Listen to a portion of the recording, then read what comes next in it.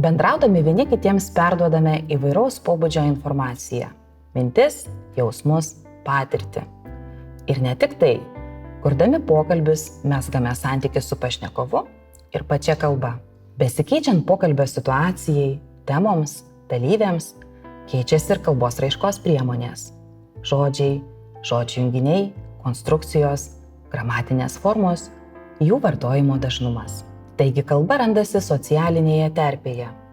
Svarbus išoriniai veiksniai, tokie kaip pašnekovai ir pati pokalbio aplinka. Lingvistikoje pasakyta arba parašyta kalba, taip pat ir tekstas, įtraukianti ir tos kalbos kūrėjo bei suvokėjo perspektyvą, vadinama diskursu. O kalbos priemonės, rodančios diskurso atkarpų sąsają, taip pat diskurso kūrėjų tarpusavio santykius, yra vadinamos diskurso žymikliais.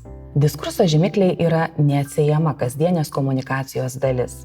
Net nesusimąstome, kiek diskurso žymiklių pavartojame bendraudami su šeimos nariais, draugais, kolegomis, pažįstamais ir nepažįstamais žmonėmis.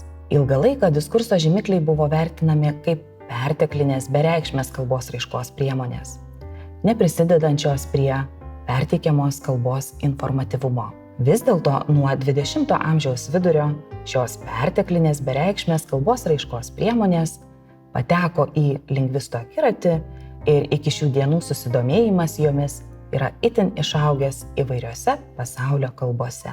Diskurso žymikliai tiriami įvairiais aspektais – struktūriniu, semantiniu, pragmatiniu, sociolingvistiniu. Nepaisant to, kad dažniausiai ir įvairiausi diskurso žymikliai yra sakytiniame diskurse, jų esama ir rašytinėme. Nustatyta tiesioginė žymiklių sąsaja su diskurso tipais. Vienokie diskurso žymikliai vartojami rašytinėje kalboje, kitokie sakytinėje. Pavyzdžiui, sakytiniam diskursui būdingi tokie diskurso žymikliai kaip nu, na, va, vat, tai čia, ten, dabar, tada kažkaip, šiaip, ane, klausyk, žiūrėk, žinok, žinai, pala ir kiti. O rašytiniam, kitaip tariant, kitaip sakant, kitais žodžiais tariant, viena vertus, antra vertus, priešingai tai yra ir kiti. Įdomu, kad tam tikri diskurso žymikliai yra daugiau mažiau universalūs, randami ne tik lietuvių, bet ir areališkai artimuose arba giminingose kalbose. Pavyzdžiui, žymikliai ten, šita, gi, o kai kurie jų ir areališkai nutolusiuose kalbose. Pavyzdžiui, lietuvių kalbai būdingos dalelytės na ir nu yra randamos anglų, vokiečių, olandų, norvegų, danų, švedų, islandų, jidiš, serbų, kroatų, slovėnų, čekų, slovakų, serbų, lenkų, ukrainiečių, baltarusių, rusų, taip pat hebrajų, suomių, estų, kazachų kalbose. Lietuvių kalbos diskurso žymiklių tyrimai rodo, kad ir reikšmės ir raiškos požiūriu diskurso žymikliai yra labai nevienalyčiai, bet turi universalių, kitose kalbose taip pat įžvelgiamų vartosenos ir raidos požymių. Pagal tai, ar diskurso žymikliai rodo sąsają tarp skirtingų diskurso atkarpų, ar tarp kalbėtojo ir klausytojo, skiriami tekstinės ir tarpasmenines funkcijas perteikiantys žymikliai. Tekstiniai žymikliai yra tokie, kurie siejami su diskurso struktūrinėmis dalimis. Pavyzdžiui, su pokalbio pradžia, pokalbio plėtojimu, taip pat pokalbio pabaiga. Pokalbio pradžią gali rodyti tokie žymikliai kaip klausyk arba klausykit, žiūrėk arba žiūrėkit, sakyk arba sakykit, nu, na, bet ir panašiai. Imkime pavyzdį. Po kiek laiko tarsteliu. Klausykit, pone Rati, jūs atrodo turit sukaupęs medicininės patirties. Šiame pavyzdyje kalbėtojas pradeda pokalbį po pauzės. Ne iš karto, netiesmukiškai, o stengdamasis užmegzti ryšį su pašnekovu, atkreipti jo dėmesį. Žinoma, šiuo atveju dėmesio atkreipimo funkcija netaip ir nutolusi nuo tiesioginės arba pirminės veiksmažodžio klausyti reikšmės. Prašoma paklausyti to, kas bus sakoma, nes tai kalbėtojai yra daugiau ar mažiau svarbu. Pokalbiai plėtoti gali būti pasitelkiami tokie žymikliai kaip tai, na, va, žodžiu, žinai ir kiti.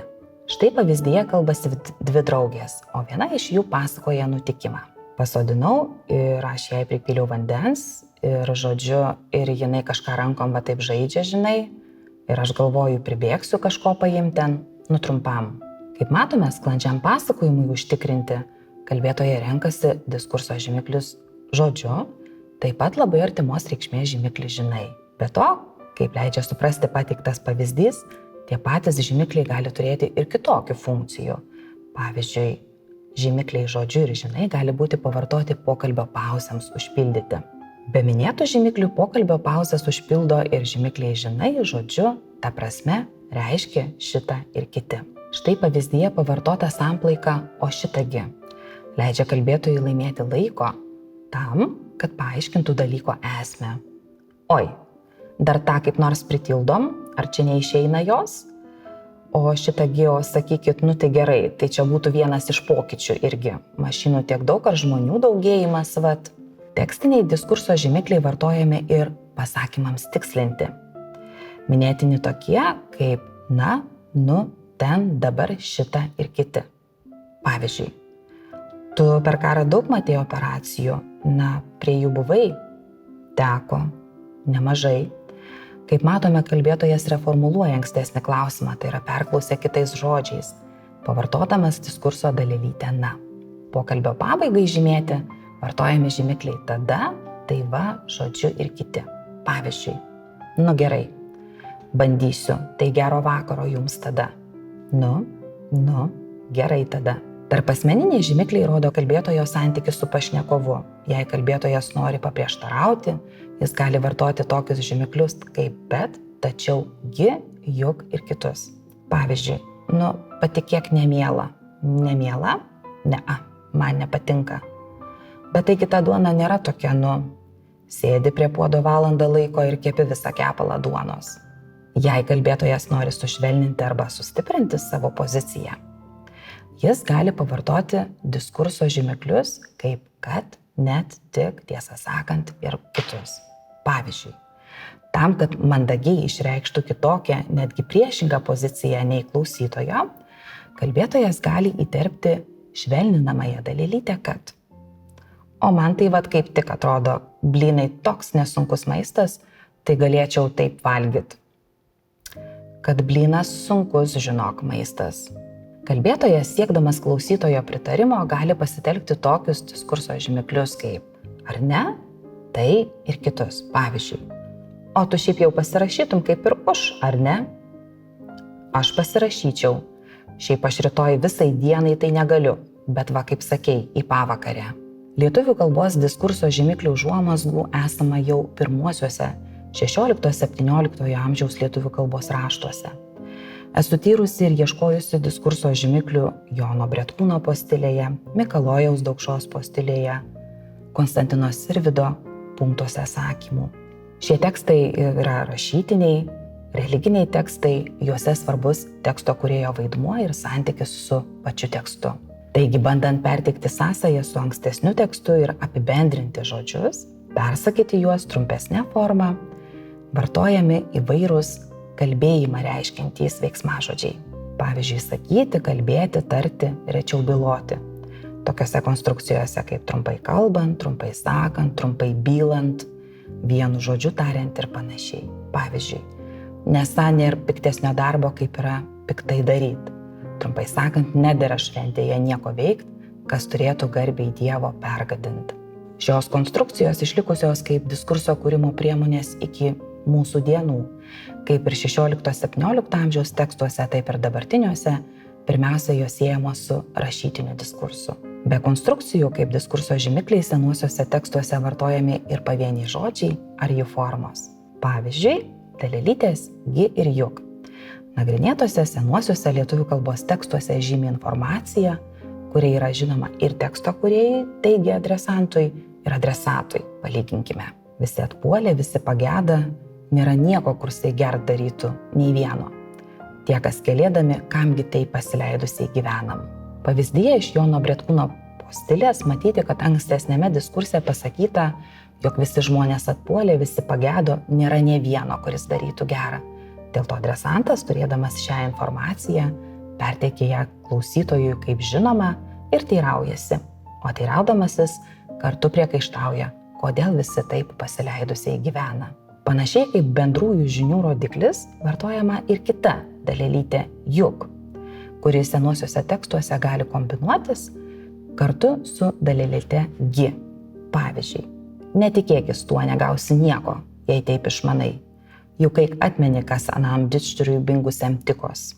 Šiame iš Daukšos postilės paimtame pavyzdyje, pavartojant dalelytę juk eik, primenama apie praeities atsitikimą, kuris abiems ir teksto kūrėjui ir adresatui yra žinomas. Įdomu, kad dalelytės gi ir juk bendrųjų žinių reikšmė tepavartojamos iki šių dienų. Tiesa, dabartinėje lietuvių kalboje jau jaučiamas dalelyčių pasiskirstimas pagal diskurso tipus. Gi labiau siejama su sakytine kalba, o juk su rašytine. Vis dėlto esama nemažai tokių atvejų, kai dabartinėje kalboje koks nors kalbos vienetas plačiai įsitvirtinęs kaip diskurso žymiklis, o senuosiuose tekstuose nerodo diskurso žymiklio apraiškų. Tarkime, jau minėtos dalelytės na ir nu. Dabartinėje kalboje yra dažnos kaip diskurso dalelytės ir turi ne vieną diskurso funkciją. O štai senuosiuose raštuose pirminės jų formos nu ir nu yra vartojamos kaip prieveiksmiai, turintis laiko reikšmę. Tai yra šiandien, dabar. Palyginkime, ką aš darau, tu nu nežinai, bet po tam žinosi. Ikščioliai unsvieto gimdavo maži vaikeliai, o nunai gimė vyras. Pateiktuose pavyzdžiuose laiko reikšmę sustiprina ir kiti laiką perteikiantys žodeliai arba leksiniai žymikliai Daukšos postilėje po tam, paskui, o Sirvydo punktuose sakymu ikščioliai iki šiol. Apibendrindami galime sakyti, kad diskurso žymiklio analizė įdomi, vertinga, suteikianti reikšmingų įžvalgų apie kalbos vartoseną, diskurso vienetų tipus, kalbos raidą ir pačius kalbos vartotojus.